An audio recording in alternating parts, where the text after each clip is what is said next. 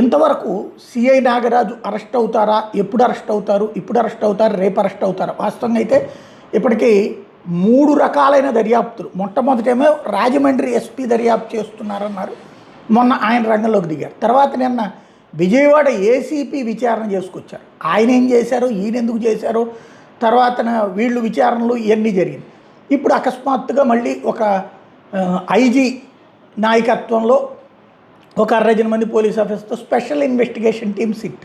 అంటే కేసు ఏంటో అందరికీ తెలుసు. ఇక్కడ దాంట్లో ఎట్లా మార్చాలన్న దాని మీదన చేసుకొస్తున్నట్టుంది. అయితే ఈలోపుగా నాగరాజుకు నేను మొన్ననే చెప్పా, నాగరాజు నిజాయితీపరుడైనటువంటి అధికారి, ఆయనేమి కావాలని చెప్పేది ఏం లేదు. ఇక్కడ ఇందులో కూడా ఇతను ఎన్కౌంటర్ చేస్తుంటే అతను హీరోగా చూసేవాడు.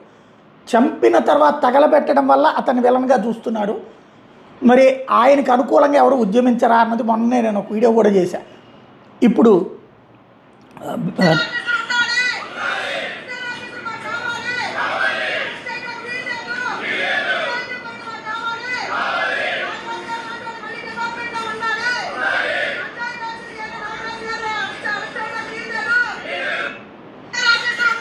ఇది నాగరాజు గారిని అరెస్ట్ చేయడానికి వీల్లేదన్నటువంటి ఉద్యమం.